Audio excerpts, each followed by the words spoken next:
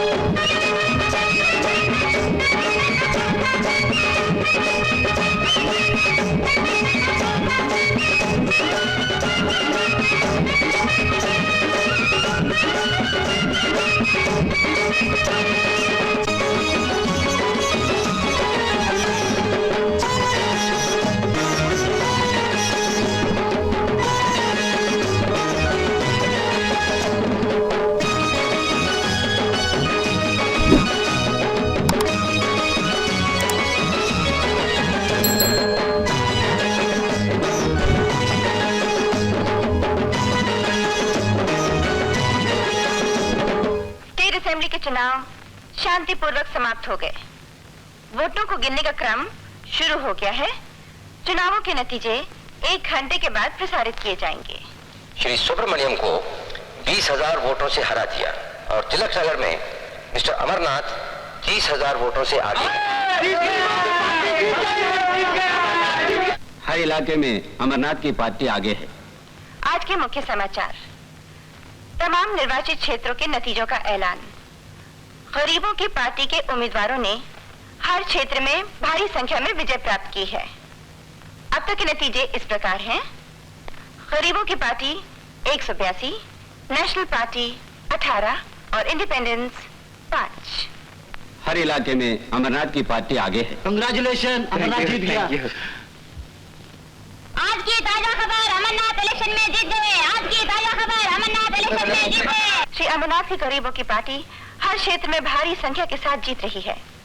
श्री अमरनाथ ने तिलक नगर में अपने निकटतम प्रतिद्वंदी श्री गिरधारी लाल को पराजित कर दिया है। श्री अमरनाथ निर्वाचित घोषित कर दिए गए हैं।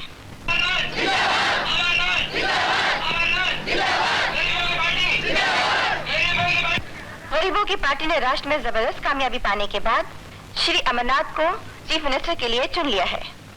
श्री अमरनाथ जल्दी ही मुख्यमंत्री की पद की शपथ लेंगे और अपने कैबिनेट के मंत्रियों के नाम घोषित करेंगे। अब श्री अमरनाथ खुद आपसे मुखातिब होंगे।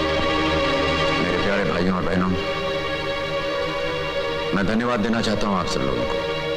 बहुत आभारी हूं मैं आपका कि आज आपने मुझे इस लायक समझा कि मैं आपका नेता बन सकूं। मुद्दतों से झूठे वादों पर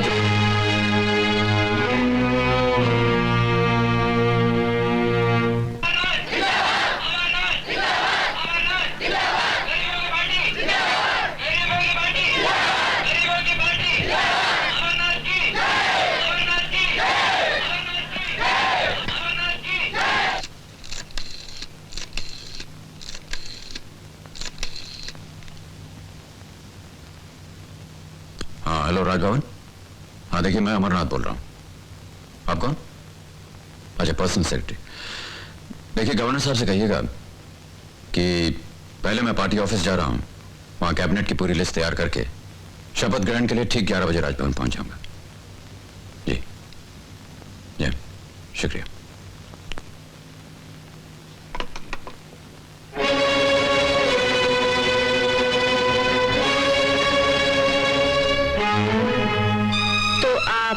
गवर्नर साहब से मिलने जा रहे हैं? मुख्यमंत्री के ओहदे को ईमानदारी से निभाने की शपथ लेने के लिए? तुम्हारे पास जमीर नाम की कोई चीज है या उसे भी बेचकर वोट खरीद लिए हैं? अगर तुम जैसे लोगों के हाथ में इस देश का भविष्य आ जाए तो इसका अंजाम क्या होगा मालूम है? अंजाम क्या होगा ये तो आने वाला वक्त ही बताएगा। वक्त नहीं, मैं बताती हूँ। इसका अंजाम तबाही होगा, बर्बादी होगा, क्योंकि तुम खूनी हो, कातिल हो, मातृभूमि का सौदा करने वाले हो। पहले तुम कानून के नौकर थे, इसलिए छुपकर बेईमानियां करते थे। अब तुम कानून के मालिक बन गए हो। अब तो तुम खुले आम दुश्मनों के बाजार में अपने देश को नीलाम कर डालोगे। ये सिर्फ तुम समझती हो, यहाँ की जनता नहीं समझती। जरा बाहर झांक कर देखो, किस तरह पागलों की तरह मेरी कामयाबी की खुशियां मना रहे हैं वो लोग। हाँ, आज ये बेवकूफ जनता खुशी में पागलों की तरह नाच रही है। कल जब उसे तुम्हारी असलियत का पता चलेगा तो दुख के पागलपन में बाल नोच रही होगी। आज वो समझ रही है कि तुम उसके जख्मों पर मरहम रखने वाले हो, उसके आंसू पोंछने वाले हो, मगर उसे ये नहीं मालूम कि आंसू पोंछने के बजाय तुम उसकी आंखें फोड़ने वाले हो। वाह, दिल के बहुत अच्छे मुकाम पर तुमने अपने पति को बैठा रखा है। क्या इज्जत है तुम्हारे दिल में उसके लिए। तुम तो शायद ये भी नहीं चाहती होगी कि तुम्हारा पति मुख्यमंत्री बने। कभी नहीं, क्योंकि मैं अपने पति को अच्छी तरह पहचान गई हूँ। मेरा देश मुझे मेरे पति से ज्यादा प्यारा है। आशा, मैं कितना खुशनसीब हूँ कि मुझे तुम जैसी पत्नी मिली। और मैं बड़ी बदनसीब हूँ कि मुझे तुम जैसा पति मिला। अगर मैं तुम्हारे लिए बदनसीब हूँ तो ये मेरा नसीब है, और नसीब बदलना मेरे हाथ में नहीं है। खैर, देर हो रही, मुझे जाना है। मुन्ना कहाँ है? मुन्ना? उससे क्या लेना है तुम्हें? जाने से पहले एक बार मिलना चाहता हूँ उससे। नहीं, तुम उसके करीब नहीं जा सकते। मैं तुम्हारी परछाई भी नहीं पड़ने दूंगी। आशा, मेरे बर्दाश्त की इंतहा हो गई है ये। अगर तुम उसकी माँ हो तो मैं भी उसका बाप हूँ। बस उसी एक रिश्ते ने जंजीर बनकर मेरे कदमों को रोक रखा है, और मैं तुम्हारे इस घर में रह रही हूँ, वरना। कह डाली अपने दिल की, लेकिन इस दिल में कितनी कहानियां कैद हैं, उलझनों के कितने जहरीले खंजर गड़े हुए हैं, ये न तुम अभी जान सकती हो, ना ही मैं तुम्हें अभी बता सकता हूं। बस एक ही तमन्ना है आशा, जाने से पहले एक बार मुझे मुन्ना को देख लेने दो। नहीं, कभी नहीं। आशा प्लीज। मेरे जीते जी तुम उसे नहीं मिल सकते। ठीक है, अगर यही तुम्हारी मर्जी है तो यही सही।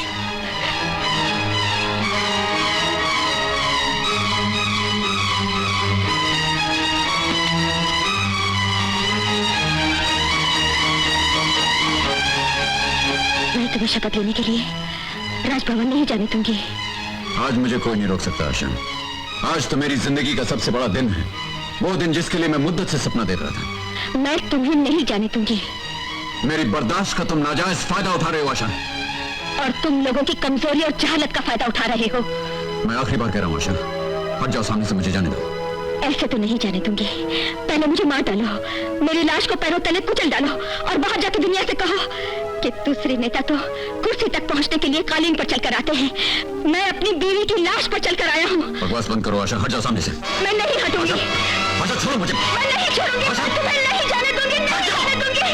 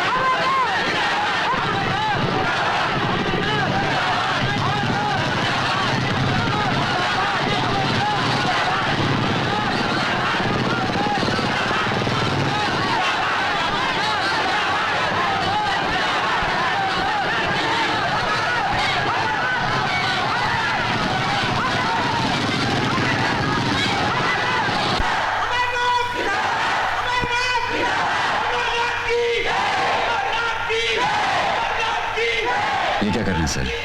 अभी मैं चीफ मिनिस्टर नहीं बन पढ़े नहीं, लेकिन आज आपको शपथ ग्रहण का दिन है। दिन आ तो गया लेकिन अभी पूरा नहीं हुआ। मुझे इस तरह शर्मिंदा मत कीजिए। Best of luck.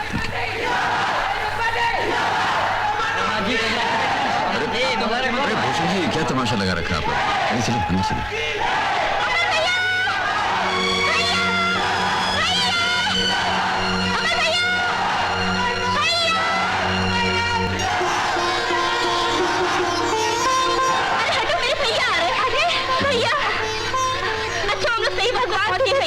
बेटा सुखी रखे। अमर भैया, तुम मुख्यमंत्री बन गए, अब हमारे अच्छे दिन आ गए।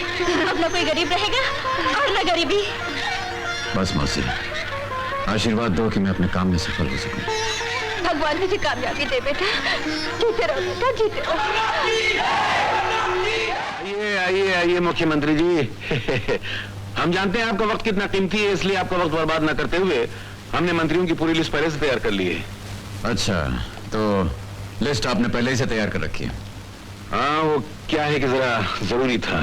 अब देखिए, चीफ मिनिस्टर की कुर्सी बैठती है, सबसे पहले जो काम आपको करना है वो ये है कि पटवर्धन लाल जी को सीमेंट का कोटा सेक्शन करना होगा जी। भोले राम जी को स्टील का कोटा देना होगा और गणेश चतुर्वेदी जी को इंपोर्ट लाइसेंस। ये काम आपको सबसे पहले करने हैं, अर्जेंट। जी सीताराम जी, जरा वो कैबिनेट की लिस्ट दीजिए।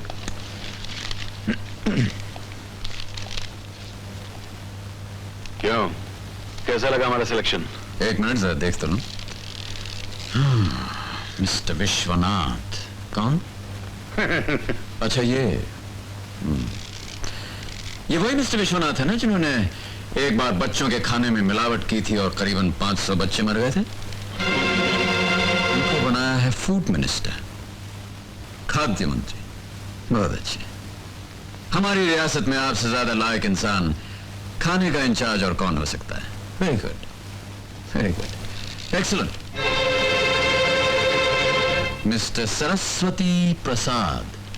हाँ, जिनको भाषा की ABC नहीं आती, अंगूठा लगाकर काम चलाते रहे, ऐसे होशियार इंसान को एजुकेशन मिनिस्टर, शिक्षा मंत्री। हाँ। ये कौन साहब है? मिस्टर कमलेश्वर राव। हाँ, आप जिन्होंने सारी जिंदगी नकली नोट छापने का धंधा किया है, असली नोटों को तो कभी देखा ही नहीं। आप जैसे फरिश्ते को फाइनेंस मिनिस्ट्री का पोर्टफोलियो दिया गया है। सुभान अल्लाह, सुभान अल्लाह। और विक्टर जयराज, जिनके पास अनिल राज जैसा गुंडा था और जो खुद न जाने कितने कत्लेआम, कितने खून करवा चुके हैं, ऐसे जमाने के हमदर्द को लॉ मिनिस्टर बनाया गया है, यानी कानून मंत्री की कुर्सी से नवाजा गया है। वाह जनाब बी पति साहब, सारी जिंदगी जो ब्लैक मार्केटिंग करते रहे, गैर कानूनी शराब बनाते रहे, गुंडागर्दी जिनका पेशा रहा है, ऐसे भगवान के अवतार को एक्साइज मिनिस्टर बनाया गया है।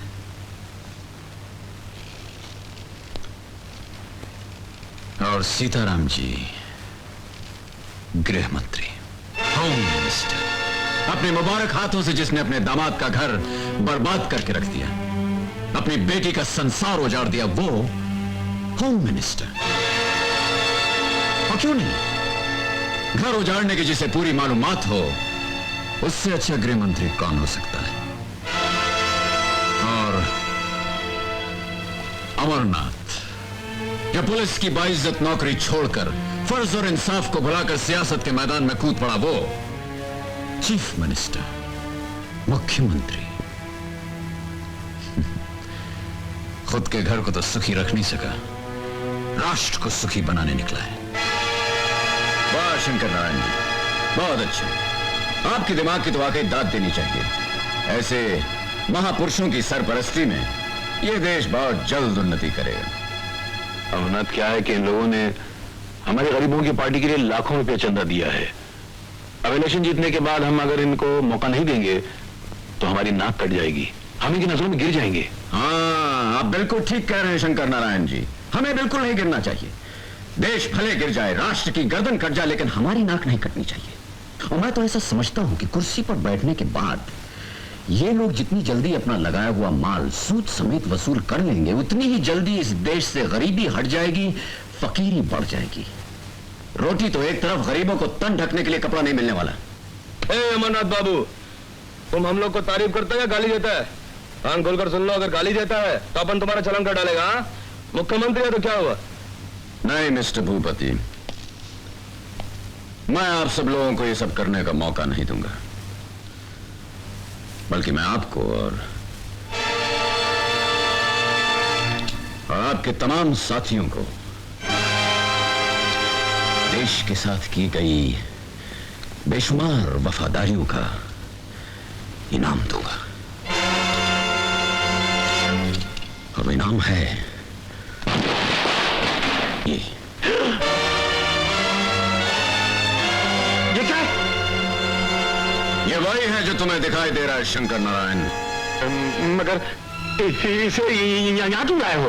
तो अब अपने पिता स्वामी शंकर नारायण को डराने के लिए? वो तो मेरे बेटे जैसे हो ना। चुप उठे मगरमच्छ, यह आंसुओं का नाटक बहुत पुराना हो चुका है, बंद करो इसे।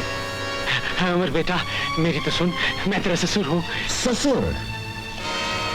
आप ही ने मुझे सिखाया था ना कि सियासत की दुनिया में कोई किसी का रिश्तेदार नहीं होता। यहां तक इंसान खुद अपना नहीं बल्कि सिर्फ कुर्सी का होता है, यही सिखाया था ना आपने? खबरदार! अगर तुम में से किसी ने अपनी जगह से हिलने की कोशिश की तो तुम्हारे टुकड़ों को सूखे पत्तों की तरह हवा में उड़ा देगा। बैठ जाओ। हाँ तो ससुर जी, तुम्हें और शंकर नारायण को तो मैं उसी दिन खत्म कर देना चाहता था जिस दिन तुम दोनों ने मुझे अपने साथ मिलने की धमकी दी थी। 4 घंटे की मोहलत दी थी, याद है? वो 4 घंटे मेरी जिंदगी में 4 सदियों की तरह गुजरे। हाँ शंकर नारायण, मैं तो उसी दिन तुम दोनों को खत्म कर देना चाहता था, लेकिन फिर मैंने सोचा कि सिर्फ तुम दोनों को मार के इस धरती से जुर्म और पाप खत्म नहीं होगा। अगर खत्म करना ही है तो पाप के उस पूरे पेड़ को जड़ समेत इस जमीन से उखाड़ कर फेंकना होगा। और आज वो जुर्म का पेड़ जड़, टहनियों और पत्तों समेत मेरे सामने मौजूद है। अरे इस पेड़ की होली मैं आज जला के रहूंगा। नहीं अमर, नहीं, प्लीज। अरे अमर भाई, अरे भाई अपने को मंत्री नहीं बनेगा भाई। अरे अपने को कुछ नहीं बनेगा, अपने को कुछ नहीं चाहिए भाई। मुझे कुछ नहीं चाहिए भैया। हाँ मुझे भी नहीं चाहिए। नहीं, किसी को कुछ नहीं चाहिए। तुम जो चाहे वो कर सकते हो, हम सब तुम्हारे साथ हैं। सब सब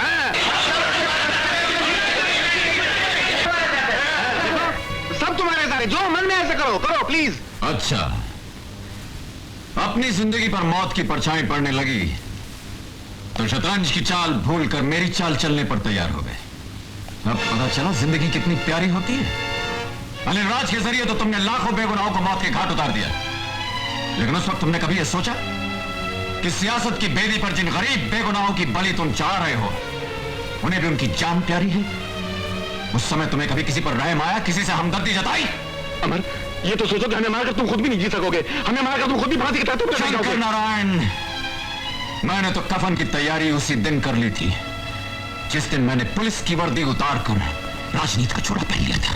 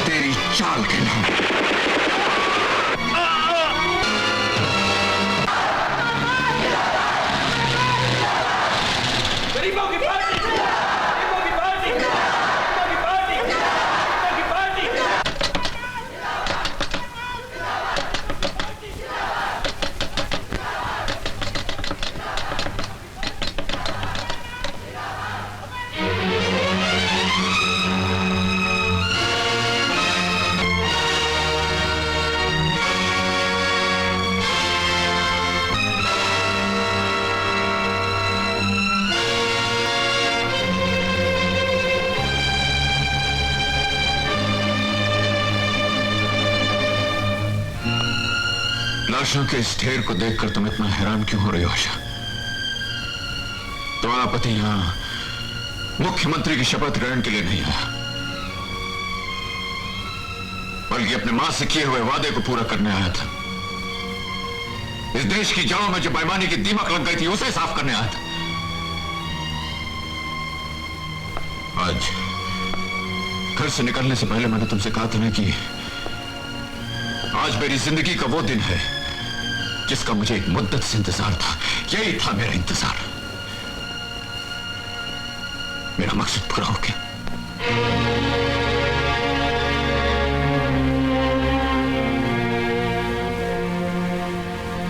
मैं जानता हूं तुम यहां क्यों आई हो आशा। इस रिवॉल्वर की गोलियां तुम मेरे सीने में उतारना चाहती हो।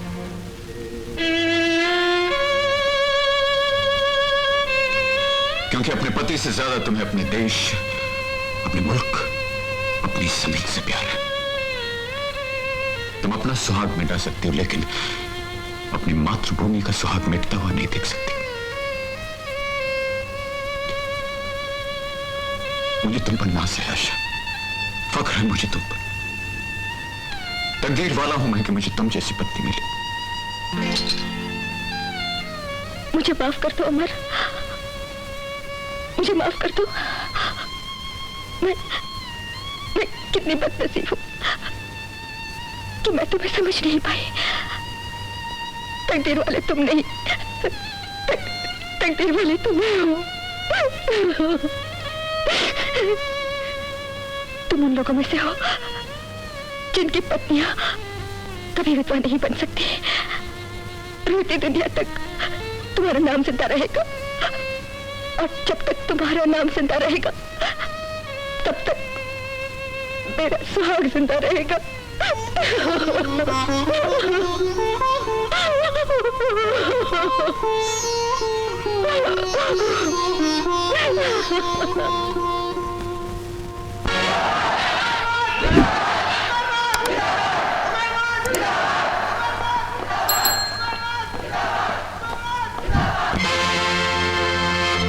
I'm sorry, sir. मैं वक्त की धारा के साथ बहता हुआ ऐसी जगह पहुंच गया था जहां मुझे कानून को अपने हाथों में लेना पड़ा। इसके अलावा और कोई रास्ता नहीं था।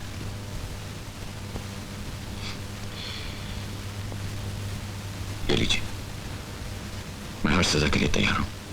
प्रताप,